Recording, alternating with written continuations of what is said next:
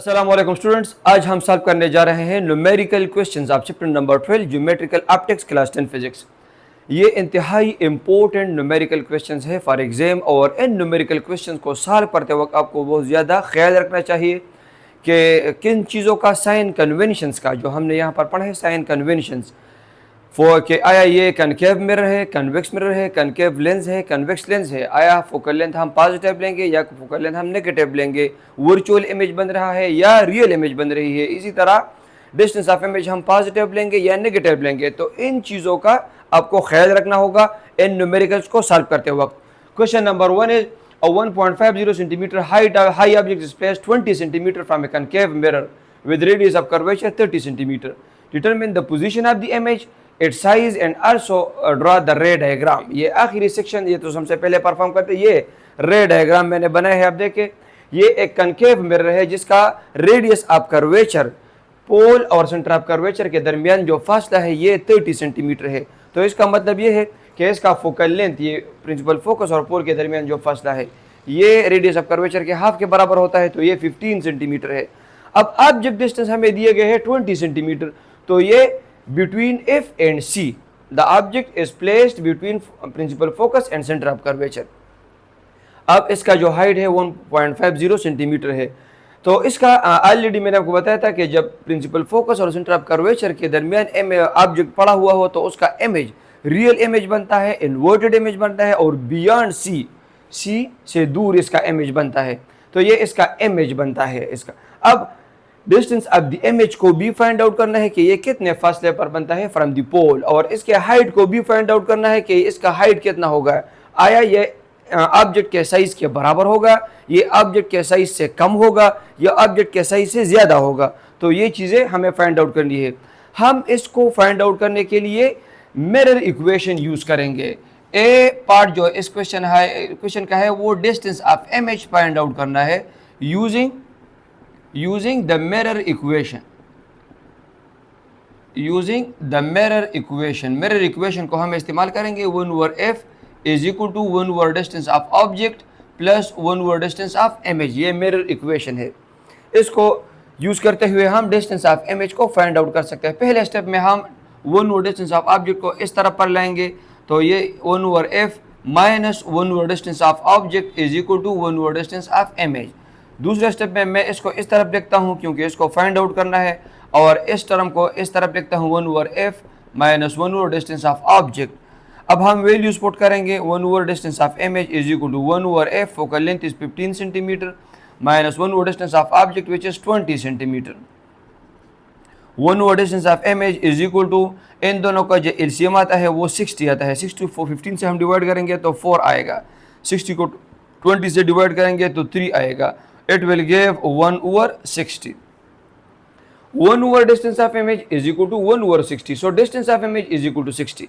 हम इससे लिख सकते हैं distance of image is equal to 60, या अगर हम इन दोनों साइड का रेसिप्रोकल ले, इन दोनों distance of image divided by 1, so here is 60 divided by 1, so we get distance of image is equal to 60 centimetre. आप देखें ये इमेज जो बन रहा है ये 60 सेंटीमीटर पर बन रहा है बियॉन्ड सी 30 सेंटीमीटर के फासले पर है सी, तो ये बियॉन्ड सी ये इमेज बन रही है।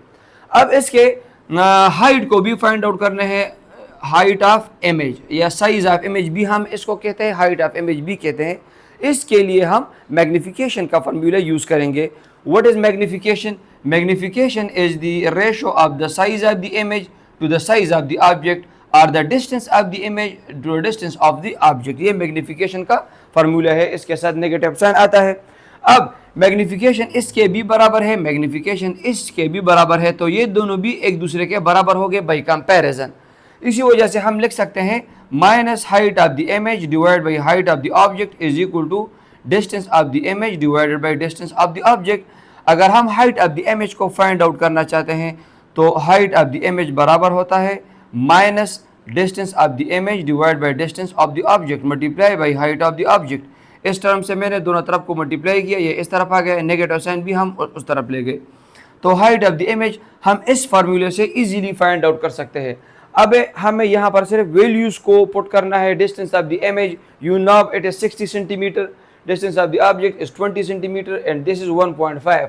तो अगर मैं ये वैल्यूज पुट करूँ, अगर आपको यहाँ पर दिखाई नहीं दे रहा तो मैं यहाँ पर करता हूँ height of the image is equal to -60 divided by 20 multiplied by 1.5. 60 divided by 20 is 3 multiplied by 1.5. It will give height of the image is equal to -4.5. This is height of the image -4.5. अब image जो बन रही है ये object से 3 गुना magnified है। ये object के मुकाबले में 3 गुना बड़ा है, वो 1.5 सेंटीमीटर है और ये 4.5 सेंटीमीटर है। ये नेगेटिव साइन हमें शो कर रहा है कि द इमेज इज इन्वर्टेड। जब इन्वर्टेड इमेज बन रही है तो इसी वजह से यहाँ पर नेगेटिव साइन अराइज हो रहा है। Number 2, a candle of height 8 centimetre is placed at a distance of 300 millimetre from a convex mirror. Its virtual image is found behind the mirror at a distance of 3 cm from the pole. Find the focal length of the mirror and height of the image. यहाँ पर convex mirror दिया गया है। Convex mirror आपको पता है, convex mirror के लिए हम डिस्टेंस ऑफ इमेज नेगेटिव लेते हैं। कन्वेक्स मिरर का फोकल लेंथ भी नेगेटिव होता है। तो यहाँ पर आप देखें ये एक फ्लेम है 8 सेंटीमीटर, उसका हाइट है ये 30 सेंटीमीटर के फासले पे है। 300 मिलीमीटर मीन्स 30 सेंटीमीटर के फासले पर है फ्रॉम द पोल। इसका इमेज बन रहा है यहाँ पर क्योंकि कन्वेक्स मिरर वो डाइवर्जिंग मिरर है, वो यहाँ पर तो इमेज बनता नहीं। तो जब हम रेस को ट्रेस बैक करेंगे तो यहाँ पर इसका इमेज बनता है 3 सेंटीमीटर के फासले पर बिहाइंड द मिरर। इसी वजह से height 8 centimetre, distance of 300 millimetre, 30 centimetre, distance of image -3 centimetre because the image is virtual behind the mirror. तो इसी वजह से -3 सेंटीमीटर। इन बातों का आपको ख्याल रखना होगा। फोकल लेंथ को फाइंड आउट करना है और इसी तरह हाइट ऑफ द इमेज को फाइंड आउट करना है। वही इक्वेशन हम यूज़ करेंगे। ए पार्ट में हमें फोकल लेंथ को फाइंड आउट करना है। मिरर इक्वेशन हम यूज़ करेंगे 1/f is equal to 1/, distance of object plus 1/, distance of image implies 1/f is equal to 1/, distance of object is 30 centimeter plus 1/, distance of image is -3, so 1 minus come here and 1/, -1/3 centimetre. अब आप देखें implies 1/f is equal to 3 और 30 का जो LCM आता है वो 30 आता है। 30 को हम 30 से डिवाइड करेंगे तो 1 आता है, प्लस 30 को हम 3 से डिवाइड करेंगे तो 10 आता है। तो यहाँ पर माइनस है तो मैं यहाँ पर डायरेक्ट -10, यहाँ पर आता है -9 डिवाइडेड बाई 30 और 1/f is equal to -9 divided 30। We can write f is equal to -30 divided by 9। So the answer comes to be 3.33 centimetre और इसके साथ नेगेटिव साइन है। Focal length of the mirror is negative. तो focal length of this convex mirror is -3.33 centimetre. ये इसका focal length है। हमें इसका हाइट ऑफ द इमेज भी फाइंड आउट करना है। तो हाइट ऑफ द इमेज को फाइंड आउट करने के लिए बी पार्ट हमें हाइट ऑफ द इमेज को फाइंड आउट करना है। उसके लिए हम मैग्नीफिकेशन का फॉर्मूला यूज़ करेंगे। Minus height of the image divide by height of the object is equal to distance of the image divide by distance of the object. वही तरीका है जिस तरह हमने क्वेश्चन नंबर 1 में किया। Height of the image is equal to minus distance of the object divide distance of image divide by distance of the object multiply by height of the object minus distance of image वो 3 centimetre है, -3 centimetre है, -3 centimetre. Distance of object वो 30 centimetre है multiply by height of object वो 8 है। अब हम 8 और 3 को मल्टीप्लाई करेंगे। इसी तरह यहाँ पर आप देखें माइनस और माइनस तो पॉजिटिव हो जाएंगे। 3 और 8 को हम मल्टीप्लाई करेंगे तो 24 आता है। 24 को 30 से डिवाइड करेंगे तो 0.8। So the answer is 0.8। Height of the image is equal to 0.8 centimetre. अब यहाँ पर मैंने आपको बताया था कि ये कन्वेक्स मिरर हमेशा के लिए ये लेस मैग्नीफाइड, या हम कह सकते हैं लेस मैग्नीफाइड तो अच्छा ठीक नहीं होगा, लेकिन ये ऑब्जेक्ट के मुकाबले में छोटा उसका जो इमेज है वो बनाता है। हमेशा के लिए हमेशा के लिए वर्चुअल, इरेक्ट और स्मॉलर इन साइज इमेज बनाता है। वर्चुअल, इरेक्ट और स्मॉलर इन साइज। तो इसी वजह से आप देखें ये 8 सेंटीमीटर है, height of the object 8 centimetre है और हाइट ऑफ द इमेज वो 0.8 सेंटीमीटर है। उससे 10 गुना कम इमेज यहाँ पर बन रही है। Number 3, calculate the speed of light in zircon with index of refraction 1.923, a material used in jewellery to replicate diamond. Speed of light हमें फाइंड आउट करना है ज़िरकॉन में, जिसका इंडेक्स ऑफ रिफ्रैक्शन गिवन है। तो उसके लिए इंडेक्स ऑफ रिफ्रैक्शन सिर्फ गिवन है, इससे हम speed of light in Zircon को किस तरह फाइंड आउट कर सकते हैं। तो उसके लिए हम रिफ्रैक्टिव इंडेक्स का डिफिनीशन यूज़ करेंगे। मैंने आपको बताया था refractive index has two definitions, one is n is equal to sine theta I divide by sine theta R, how much light is bend by a medium, and n is equal to c divided by v, how much change in speed occurs when light enters from one medium to another medium। यहाँ पर हम refractive index का वो definition use करेंगे n is equal to c divided by v, using the definition of refractive index. इसको refractive index भी कहते हैं, इसको इंडेक्स ऑफ रिफ्रैक्शन भी कहते हैं। तो इसका ये डिफिनीशन हम यूज़ करेंगे n is equal to c divided by v। Now यहाँ पर सिंपली हम वैल्यूज पुट करेंगे। यहाँ पर c क्या है, speed of light in vacuum और speed of light in air. ये असल में speed of light in vacuum है 3 × 10⁸ मीटर पर सेकंड, ये तो कांस्टेंट है, लेकिन हम speed of light in air के लिए भी यही वैल्यू कंसिडर करते हैं। और ये v, ये speed of light in Zircon, इस ये हमें जाहिर कर रहा है speed of light in Zircon. इस चीज़ को फाइंड आउट करना है। ये n, ये तो ऑलरेडी गिवन है रिफ्रैक्टिव इंडेक्स। यहाँ से हम v की वैल्यू को किस तरह फाइंड आउट कर सकते हैं, v is equal to c divided by n, और we can write v is equal to 3 × 10⁸ metre per second divide by n is 1.923। 3 divided by this term will give 1.56 multiplied by 10⁸ metre per second. So this is the speed of light in zircon. जो speed of light in vacuum से, speed of light in air से कम है, इसकी value उससे कम है। Why, because it has a refractive index greater than that of air, greater than that of free space. इसका जो रिफ्रैक्टिव इंडेक्स है वो एयर से ग्रेटर है, इसी वजह से स्पीड ऑफ लाइट यहाँ पर कम हो। Number 4, a light ray strikes an air water surface at an angle of 46 degree with the normal, the refractive index of water is 1.33। Find the angle of refraction when the direction of ray is from air to water and from water to air। ये एक रे of light strike कर रही है water air surface को। दोनों cases में जब रे ऑफ लाइट वाटर से एयर, एयर से वाटर एंटर हो रही है या वाटर से एयर एंटर हो रही है, दोनों केसेस में एंगल ऑफ इंसिडेंस गिवन है 46 डिग्री। और दोनों केसेस में हमें angle of refraction theta R की वैल्यू को फाइंड आउट करना है, क्योंकि दोनों केसेस में एंगल ऑफ रिफ्रैक्शन की वैल्यू अलग अलग होगी। Why? Because when a ray of light enter from a rare medium to a denser medium from air to water, it bends towards the normal. But when the ray of light enters from denser medium to rare medium, from water to air, then it bends away from the normal। इसी वजह से angle of refraction की value दोनों के लिए अलग अलग होगी, अगरचे एंगल ऑफ इंसिडेंस की वैल्यू सेम है, 46 डिग्री है। तो इसको फाइंड आउट करना है। अब आप देखें एंगल ऑफ इंसिडेंस, इसको मैंने थीटा से जाहिर किया है। Refractive index of air N A 1 के बराबर है, refractive index of water N W 1.33 के बराबर है। Angle of refraction in water, जब एयर से वाटर एंटर हो रही है रे ऑफ लाइट, तो angle of refraction is on water, ये फाइंड आउट करना है। और जब रे ऑफ लाइट वाटर से एयर एंटर हो रही है तो फिर एंगल ऑफ रिफ्रैक्शन एयर में है, ये भी फाइंड आउट करना है। तो using the definition of Snell's law, using Snell's law, the definition of Snell's law, n1 sin theta I is equal to n2 sin theta R, ये definition हम use करेंगे।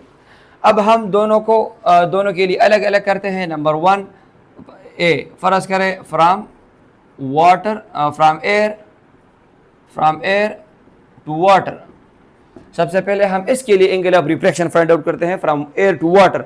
जब हम बात करते हैं फ्रॉम एयर टू वाटर की, तो एंगल ऑफ इंसिडेंस एयर में है और एंगल ऑफ रिफ्रैक्शन वाटर में है। इसी वजह से ये पोर्शन एयर के लिए होगा और ये वाटर के लिए। किस तरह, आप देखें n1 इसकी जगह मैं पुट करूंगा n for air, sin theta i अपनी जगह।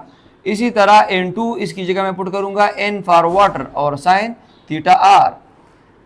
अब हमें थीटा आर की वैल्यू को फाइंड आउट करना है, तो इसी वजह से हम एन डब्ल्यू से यहाँ पर भी डिवाइड करेंगे, यहाँ पर भी डिवाइड करेंगे, तो इक्वेशन इस तरह से बन जाएगा। साइन थीटा आर को मैं इस तरह लिख देता हूँ, और n a divide by n डब्ल्यू साइन थीटा आई। इससे मैंने दोनों तरफ को डिवाइड किया तो यहाँ पर कैंसिल हो गया, यहाँ पर n a divide by n डब्ल्यू आ गया। मैंने फिर इसको इस साइड पर लिख दिया और इस टर्म को मैं इस साइड पर ले, क्योंकि हमें थीटा आर की वैल्यू को फाइंड आउट करना है। अब हम वैल्यू पुट करेंगे, sine theta R is equal to N A. 1 NW 1.33 sine theta R sine 46 degree sine 46 degree. इसको जब हम 1.133 so 0.719 multiply by sine 46 degree is 0.751।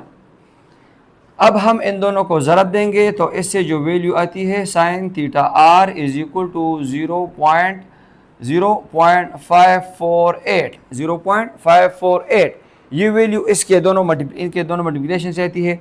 अब हम थीटा आर की वैल्यू को फाइंड आउट करेंगे। So theta R will be equal to sine inverse. Sine जब इससे इस तरफ आता है, इस साइड से इस साइड पे, तो इससे इनवर्स बन जाता है साइन इनवर्स और 0.548। जब हम कैलकुलेटर के ज़रिए साइन इनवर्स 0.548 को कैलकुलेट करते हैं तो theta R will be equal to 33 degree.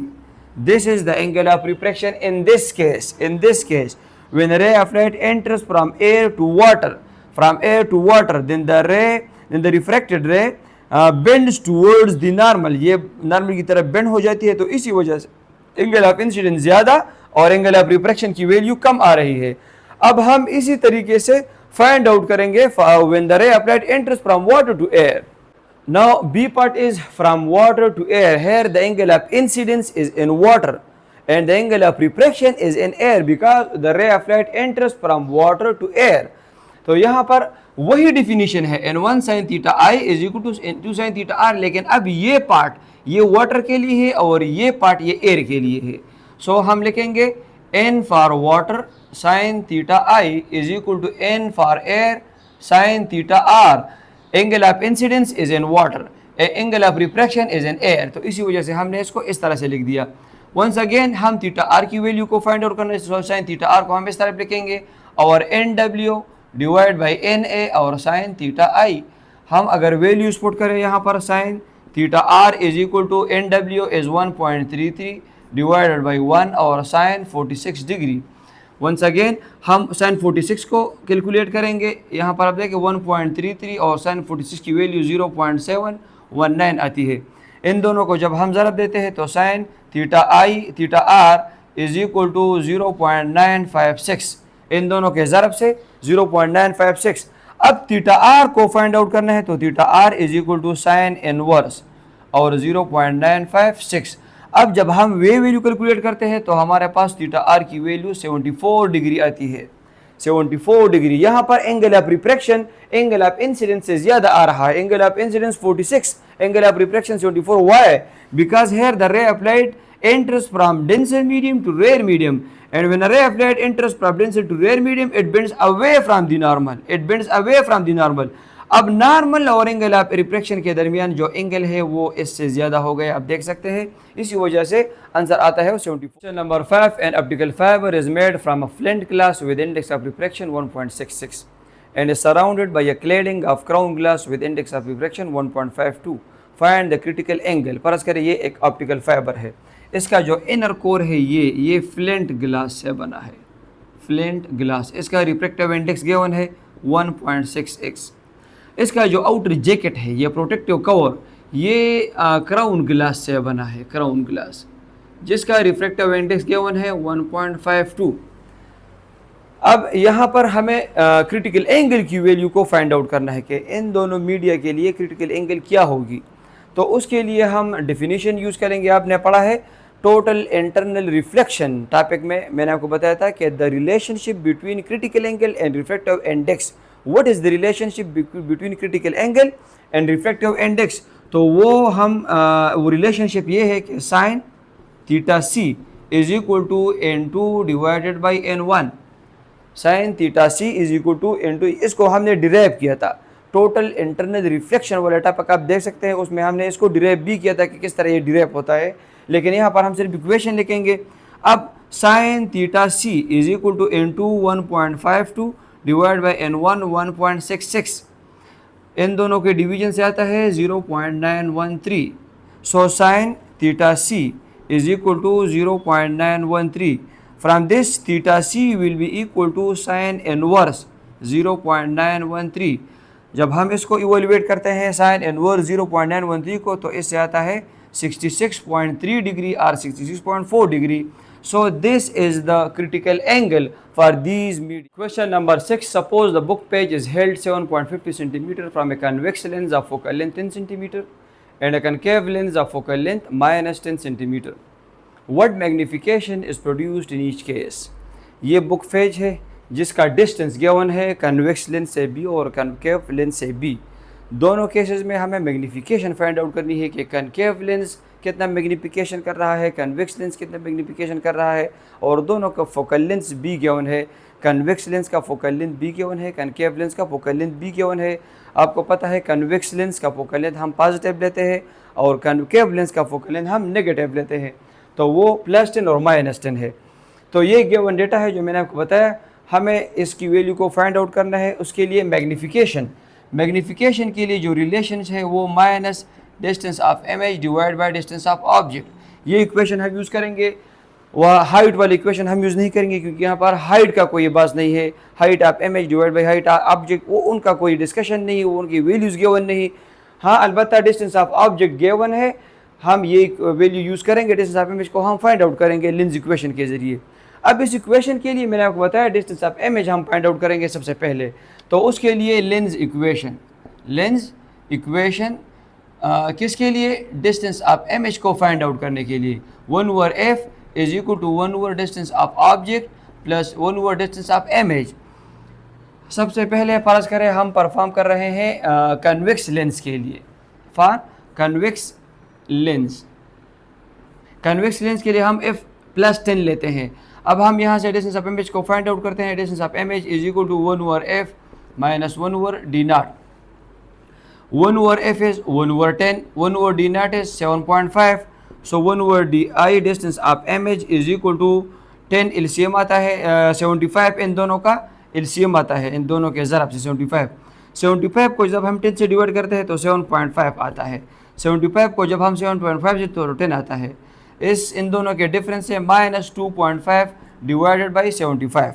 1/डिस्टेंस of image is -2.5 divide by 75। तो अगर हम डिस्टेंस ऑफ इमेज को फाइंड आउट करना चाहते हैं तो इस तरफ का भी रिसिप्रोकल, इस साइड का भी reciprocal -2.5, so it will give -30 centimetre. So this is the distance of the image. अब इस इक्वेशन में हम वैल्यूज पुट करेंगे। Magnification is equation number 1 implies magnification is minus distance of image which is -30 divided by distance of object which is 7.5. तो minus plus 30 divided by 7.5 and it will give +4. +4 is the magnification in this case. 4 times the image is magnified. अब हम चलते हैं concave lens की तरफ। Concave lens जिसका focal length negative है, यहीं से हम स्टार्ट लेंगे। Distance of image is equal to 1/f minus distance of object. यहाँ पर हम जो वैल्यूज़ लगाएंगे तो 1/-10 minus distance of object is 7.5, so distance of image is equal to, इन दोनों का एलसीएम आएगा 75, वही तरीका है। 75 को 10 से डिवाइड करेंगे तो आता है 75 को 10 से 7.5 माइनस 7.5 माइनस इससे तो 10 आता है। Distance of image is equal to minus, इन दोनों के एडिशन से 17.5 आएगा और यहाँ पर 75 है। Distance of image is equal to 75 divide by -17.5, तो इससे आता है -4.29। This is the distance of the image. अब हम मैग्निफिकेशन फाइंड आउट करेंगे। इस केस में मैग्निफिकेशन का वही फार्मूला है, minus distance of image. Distance of image is -4.29 divided by distance of object which is 7.5.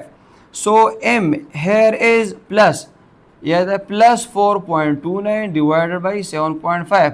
तो इससे जो आंसर आता है वो 0 पॉइंट में आता है। 0 point, why? Because this is smaller term and this is greater term. 4.29 is smaller and 7.5 is greater. तो इससे जो आंसर आता है वो 0 पॉइंट समथिंग आता है। 0 आप इवैल्यूएट करें तो आपके पास वैल्यू आएगी 0 पॉइंट समथिंग। अब आप देखें यहाँ पर मैग्निफिकेशन ग्रेटर आता है, why? Because this is convex lens and convex lens जो है वो मैग्नीफाइंग लेंस है, उसको मैग्निफिकेशन करता है। ये एक कनकेव लेंस है, यहाँ पर हमेशा वर्चुअल इरेक्ट और स्मॉल इमेज बनता है, तो इसी वजह से इसका मैग्निफिकेशन लेस देन 1 आता है। Here the size of the image is smaller than the size of the object. Question number 7, गुलाले is viewing a flea using a magnifying glass of focal length F is equal to 3 cm। If her near point is at n is equal to 25 cm, then calculate the maximum magnification she can get using this magnifying glass। अब देखें, ये magnifying glass के ज़रिए किसी छोटे से insect को view कर रही है। इसका फोकल लेंथ गिवन है मैग्नीफाइंग ग्लास का 25 सेंटीमीटर, और इस शख्स का, गुलाले जो लड़की है, उसका near point the least distance of distinct vision for her is 25 centimetre. इस केस के लिए अब ये इस केस में कितना मैक्सिमम मैग्नीफिकेशन हासिल कर सकती है इस मैग्नीफाइंग ग्लास के ज़रिए। तो मैंने आपको मैग्नीफाइंग ग्लास में एंगुलर मैग्नीफिकेशन और मैग्नीफाइंग ग्लास वाला टॉपिक आप डिटेल के साथ देख सकते हैं। वहाँ पर मैंने आपको बताया था कि maximum magnification for maximum magnification in case of magnifying glass, magnifying glass के केस में मैक्सिमम मैग्नीफिकेशन जब होती है तो वो n divide by f plus 1। मैंने वहाँ पर आपको बताया था कि मिनिमम मैग्नीफिकेशन होती है n डिवाइड बाई f, सिर्फ प्लस 1 उसके साथ नहीं है, और मैक्सिमम मैग्नीफिकेशन तो n divide by f plus 1। तो यहाँ पर ये मैक्सिमम मैग्नीफिकेशन के लिए इक्वेशन है, सिर्फ वैल्यूज पुट करनी है। f is equal to n, n is 25 centimetre divide by f, f is 3 centimetre plus 1। 25 divided by 3 will give 8.33 or plus 1. Up this will give a 9.33. This is the maximum magnification she can get using this magnifying glass। इतने हद तक वो image को magnify कर सकती है, उस object के इमेज को, वो इस ऑब्जेक्ट को वो इतने टाइम्स बड़ा होकर देख सकती है। Number 8 is a telescope has a magnification of 40 and a length of 1230 millimeter. What are the focal lengths of objective and eyepiece? ये इंतहाई इजी क्वेश्चन है। मैग्निफिकेशन ऑफ टेलीस्कोप गिवन है और उसके ट्यूब का लेंथ गिवन है। Focal length of objective और focal length of eyepiece ये हमें फाइंड आउट करने हैं। इसके लिए हम दो इक्वेशन यूज़ करेंगे। मैग्निफिकेशन ऑफ टेलीस्कोप हमने पढ़ा है focal length of objective divide by focal length of eyepiece. This is equation number 1।